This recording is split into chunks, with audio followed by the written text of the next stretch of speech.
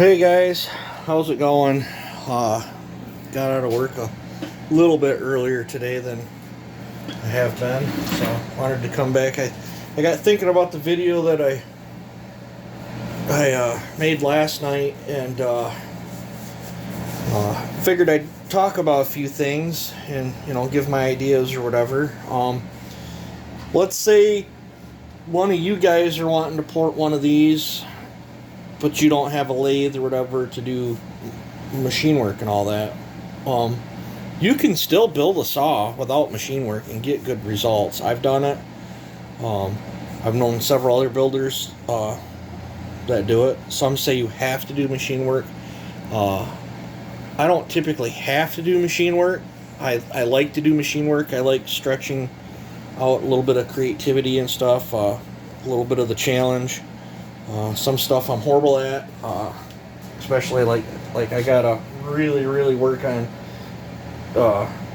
learning how to do a better job at cutting the chambers on my lathe. I absolutely, it takes forever to get set up to do that. I'm horrible at it. But I got thinking about this with the squish where this is at. I figured I'd give you guys some ideas that don't do machine work. If this was my saw, which it is, and I was going to build this and I was not going to do machine work, I would start with buying a highway pop-up piston. I would start there. I would prefer a windowed piston. I don't know if you can get a highway for a 372 that's pop-up and windowed, but there's plenty of room here where you can cut some windows in if you wanted to. But I would start with the pop-up, and then the base gasket that was on this is 20 thousandths thick. I think it's 22 thousandths and 20 thousandths for what I checked compressed. So that would bring this to 28 thousandths squish with that base gasket delete. You don't have to have, I don't know why so many people think you have to have 20. 20 is a good minimum number. It allows for everything to expand and still not hit. But on some saws, the more material you have in the piston, the more connecting rod you have, you know everything expands as it gets warmer. So 28 thousandths on a 70 cc saw, I would be totally fine with that. So if this was mine and I was not going to do machine work but I wanted to build it, I would do a base gasket delete. I would raise the exhaust, and this is just on mine. I would raise the exhaust to probably 98 with a pop-up piston. I would still cut these out, drop these down, do all the lower work.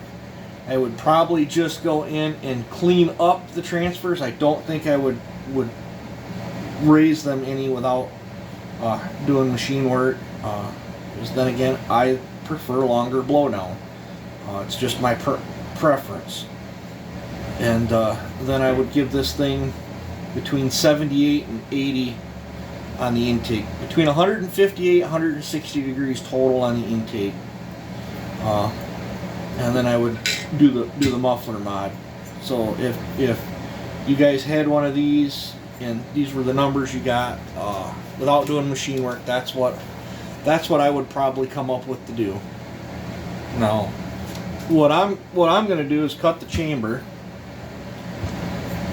I want to cut the chamber, and I'm going to run this taller piston, which they are taller. Probably 60 thousandths or so right there taller, maybe 65.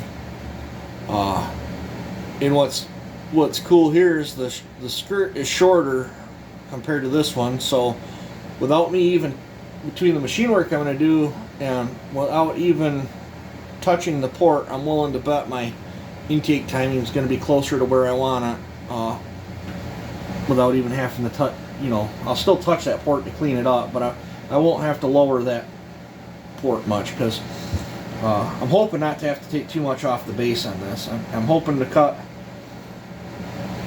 I'm hoping to cut about 40, thinking probably 40 out of the band. It's at 100 now. So 40 out of the band should allow me to get the exhaust where I can lower it down and then raise the exhaust back up. And then raise these transfers back up just a little bit to get them a little bit bigger. They're just a little bit on the small side for what I want to try to do with this saw. So I'm going to try to cut chamber, and then the remaining squish I'll cut a pop-up in this piston. And if I think I need more, I can always buy a Highway 268 pop-up piston and then cut that too and have even a bigger pop-up. I think Harvey does that on his builds. I think he starts out with a pop-up and then just makes it a bigger pop-up. But I don't think I'll need the extra bigger pop-up with taking it out of the band, because I will be shrinking that and raising the center of this.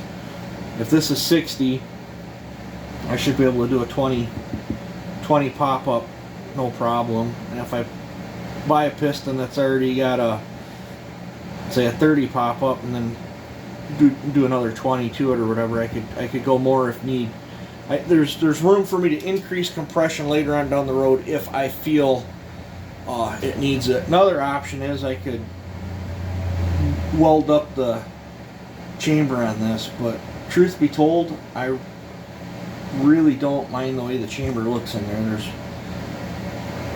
a little tiny spot at the very top that I'd probably smooth out, just because it looks like it could lead to a pre-detonation problem or a hot spot. But yeah, I don't like the fact that the exhaust is cantered off one way, but I think all 372s are that way. I don't know if there's room where I can scoot it over and more centerize it or not. I don't know.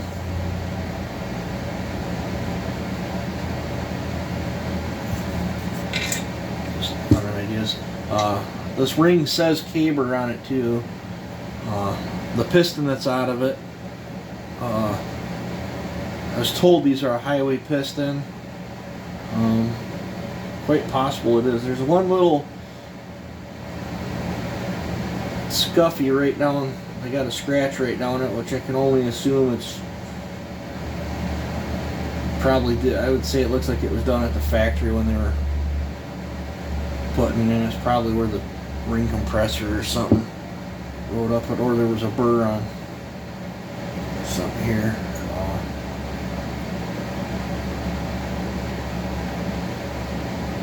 Yeah, it might have been a piece of debris. There's one little scratch in there too. So yeah, that's my plans for this. I'm probably going to do 98 on the roof on this, because this will be built for Clone Wars, but it's not solely a race saw. I want this. I paid for this. This thing's going to owe me firewood, so I bought this out of my own money.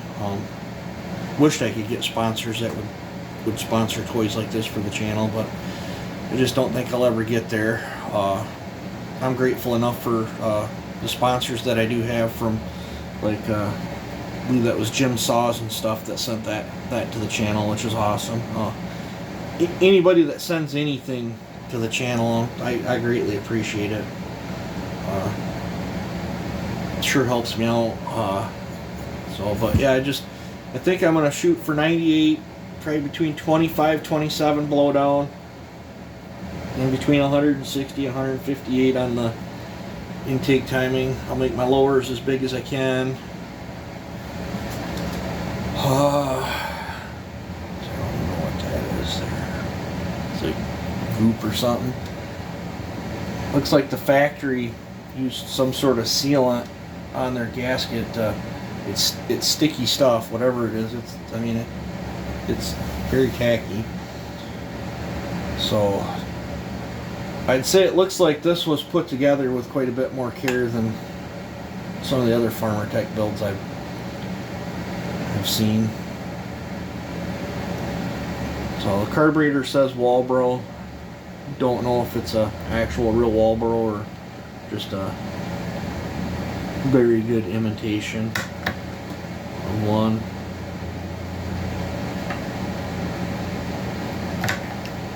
It's hard to tell. But, so yeah, I think what I'm going to do right now is get one of my plates and get this set up so I can try to get the chamber cut. Hopefully I don't screw it up and smoke this. This looks like a pretty high quality cylinder. I'm actually pretty impressed with it. I'll let you know how it grinds too.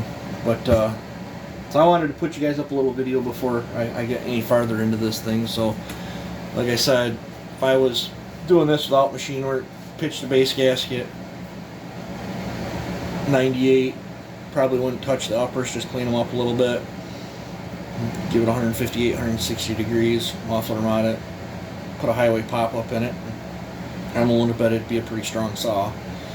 So that's my thoughts on that. So I'm going to get set up where I can hopefully start doing some machine work on this today. So you guys take it easy, have a good one, enjoy.